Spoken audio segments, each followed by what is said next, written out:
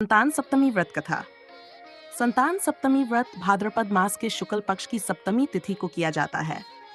यह व्रत मुख्य रूप से संतान की प्राप्ति, संतान की दीर्घायु और उनके उत्तम स्वास्थ्य के लिए किया जाता है। इस व्रत का महत्व स्कंद पुराण एवं अन्य धर्म ग्रंथों में वर्णित है।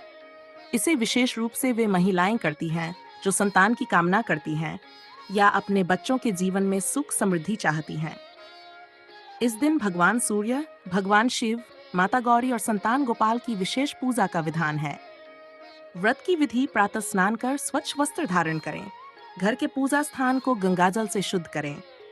एक चौकी पर लाल कपड़ा बिछाकर भगवान सूर्य, भगवान शिव, पार्वती और संतान गोपाल की प्रतिमा या चित्र स्थापित करें। कलश स्थापना करें। उसमें जल, आम्रपल्लव, सुपारी, रोली और अक्षत डालें। गंध, अक्षत, फूल, लाल चंदन, लाल वस्त्र, पुष्प, फल और नैवेद्य से पूजन करें। सप्तमी तिथि का व्रत संतान की लंबी आयु, सुखी जीवन और निरोगी काया के लिए अत्यंत फलदायी माना गया है। व्रत का संकल्प लें। मैं आज संतान सप्तमी व्रत का संकल्प करती हूँ। हे संतान दायिनी माता, हे भगवान सूर्य, शिव, पार्वती, मेरी संतान की रक्षा करें और मुझे सुखद संतान प्रदान करें। व्रत के मंत्र: सूर्य मंत्र। घृणी सूर्याय नमः। इस मंत्र का 7 या 21 बार जप करें और सूर्य को अर्घ्य दें। संतान गोपाल मंत्र: श्री कृष्णाय गोपालाय नमः। शिव पार्वती मंत्र: नमः शिवाय। 108 बार जप करने से अत्यधिक फल मिलता है। संतान सप्तमी व्रत कथा का श्रवण और पाठ करना अनिवार्य है। पूजन सामग्री: कलश और गंगाजल, रोली, हल्दी, चावल यानी अक्षत, लाल कपड़ा और वस्त्र, सुपारी और नारियल, पुष्प विशेषकर लाल फूल, बेलपत्र और दूर्वा, 5 या 7 प्रकार के फल, नैवेद्य जैसे मिठाई, पूरी, खीर, दीपक, घी या तिल का तेल, संतान गोपाल की प्रतिमा या चित्र, भगवान शिव, पार्वती और सूर्य भगवान का चित्र, जल से भरा कलश, उसके ऊपर आम्रपल्लव और नारियल रखें। संतान सप्तमी व्रत कथा प्राचीन समय में अवंती नगरी नामक एक नगर था। वहाँ एक ब्राह्मण दंपति रहते थे। दोनों अत्यंत धार्मिक प्रवृत्ति के थे, लेकिन उनके संतान नहीं थी। पति पत्नी दोनों संतान प्राप्ति के लिए बहुत चिंतित रहते और विभिन्न देवी देवताओं की आराधना करते थे। वर्षों तक तप करने के बाद भी संतान सुख न मिलने पर वे अत्यंत दुखी हुए। एक दिन ब्राह्मण ने अपनी पत्नी से कहा, देवी, हमसे कौन सा पाप हुआ है जिसके कारण हमें संतान का सुख नहीं मिल पा रहा है?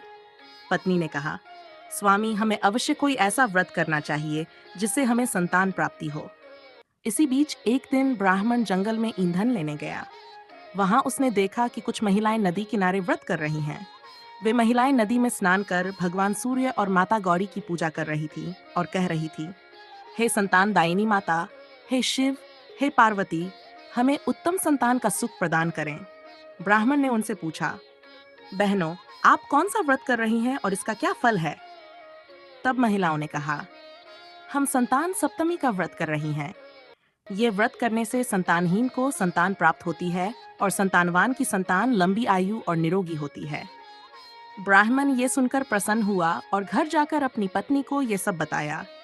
दोनों ने निश्चय किया कि वे भी भाद्रपद शुक्ल सप्तमी को ये व्रत करेंगे। निर्धारित तिथि पर दोनों ने प्रातःकाल स्नान किया। पवित्र होकर भगवान सूर्य, भगवान शिव, पार्वती और संतान गोपाल की पूजा की। व्रत का नियम पूर्वक पालन किया, कथा सुनी और दान दक्षिणा दी।